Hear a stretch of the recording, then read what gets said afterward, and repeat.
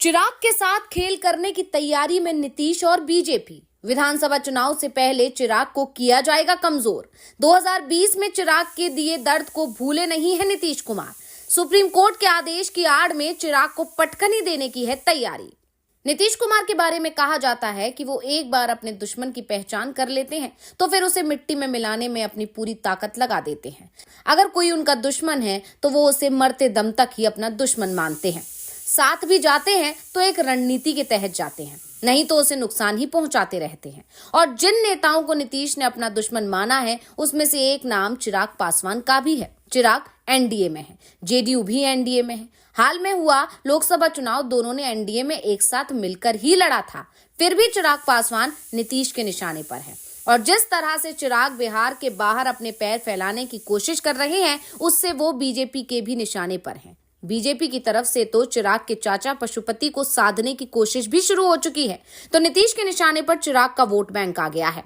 और जिस तरह से चिराग पासवान बिहार के बाहर अपने पैर फैलाने की कोशिश कर रहे हैं उससे वो बीजेपी के भी निशाने पर हैं।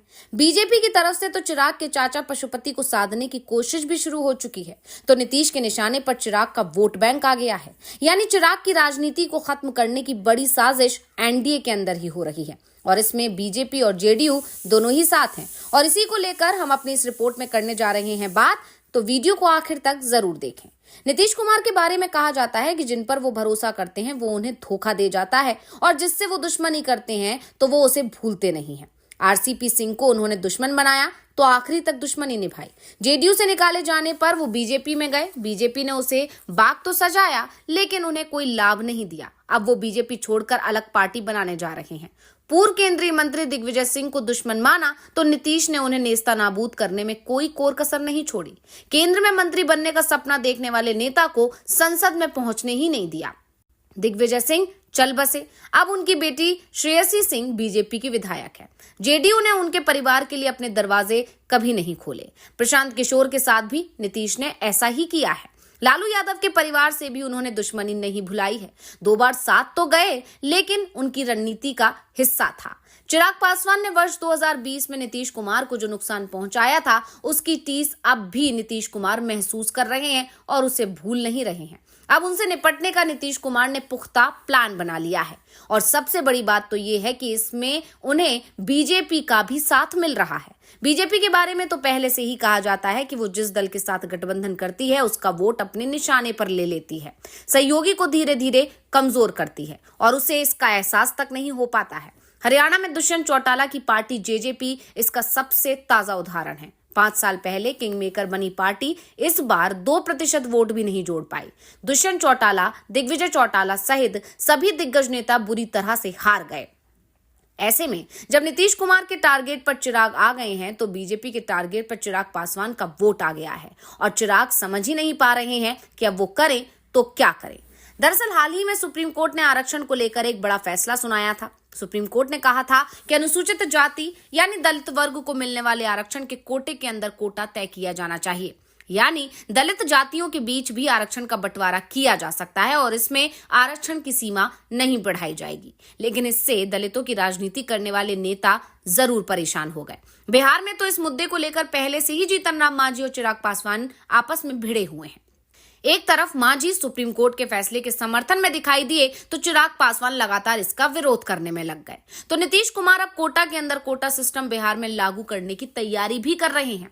ऐसा होता है तो सबसे ज्यादा मुश्किल चिराग पासवान के सामने ही खड़ी हो जाएगी। वैसे नीतीश कुमार ने तो पहले से ही दलितों के अंदर वर्गीकरण करके अपने स्तर से उन्हें खास सुविधाएं दी हैं। इतना ही नहीं, नीतीश ने दलित जाति की कुल 22 उपजातियों में पहले 21 को महादलित कैटेगरी में रखा, बाद में पासवान जाति को भी इसमें शामिल कर लिया गया। यानी बिहार की दलित जातियां ही अब महादलित हो गई हैं।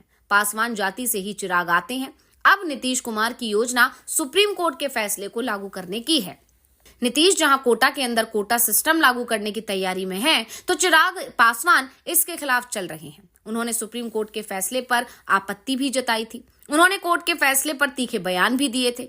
ऐसा लगा था कि वो विपक्षी दल की भूमिका निभा रहे हैं। हालांकि ये कोई एक ही मौका नहीं था, कई मौकों पर ऐसा देखा गया कि चिराग पासवान केंद्र सरकार के फैसलों के विपरीत जाते नजर आ रहे हैं। वहीं केंद्र सरकार सुप्रीम कोर्ट के फैसले को ना माने, इसके लिए चिराग पासवान ने पीएम नरेंद्र मोदी पर भी दबाव बना दिया।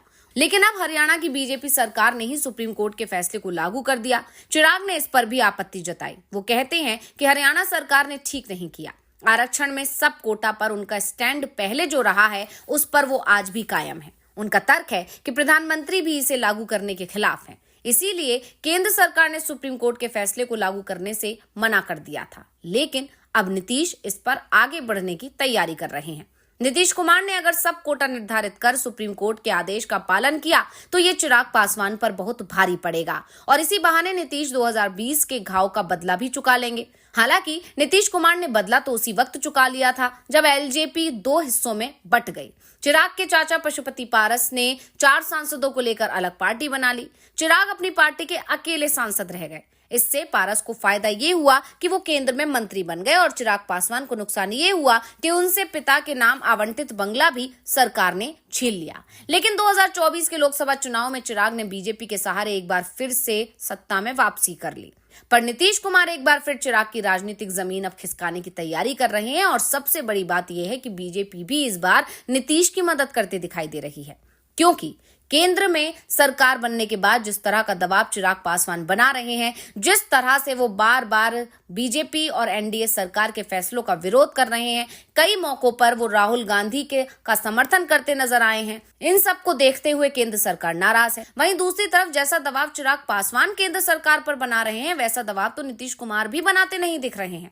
इस कारण से बीजेपी चिराग को लेकर चिंता में दिख रही है और वो चिराग का पक्का बंदोबस्त करना चाहती है। इसके लिए जरूरी है कि चिराग की ताकत को कम कर दिया जाए। इसके लिए दलित वोट बैंक का पूरी तरह से बंटवारा करने की तैयारी है। अगर बिहार में दलित आबादी की बात की जाए तो राज्य में करीब 17% दलित मतदाता हैं। इनकी 22 उपजातियां हैं। बिहार के दलित समुदाय में मुसहर, रविदास और पासवान समाज भी आता है। करीब 5.5% मुसहर आबादी है तो 4% रविदास और 3.5% से अधिक पासवान जाति के लोग बिहार में हैं। इसके अलावा धोबी, पासी, गौड़ आदि जातियों की भागीदारी अच्छी खासी है।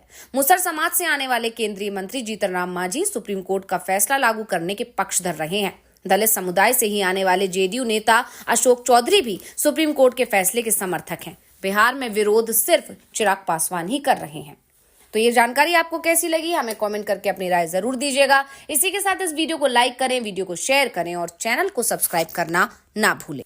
तो ये जानकारी आपको कैसी लगी, हमें कमेंट करके अपनी राय जरूर दीजिएगा। इसी के साथ इस वीडियो को लाइक करें, वीडियो को शेयर करें और चैनल को सब्सक्राइब करना ना भूलें। तो ये जानकारी आपको कैसी लगी, हमें कमेंट करके अपनी राय जरूर दीजिएगा। इसी के साथ इस वीडियो को लाइक करें, वीडियो को शेयर करें और चैनल को सब्सक्राइब करना ना भूलें। तो ये जानकारी आपको कैसी लगी, हमें कमेंट करके अपनी राय जरूर दीजिएगा। इसी के साथ इस वीडियो को लाइक करें, वीडियो को शेयर करें और चैनल को सब्सक्राइब करना ना भूलें। धन्यवाद।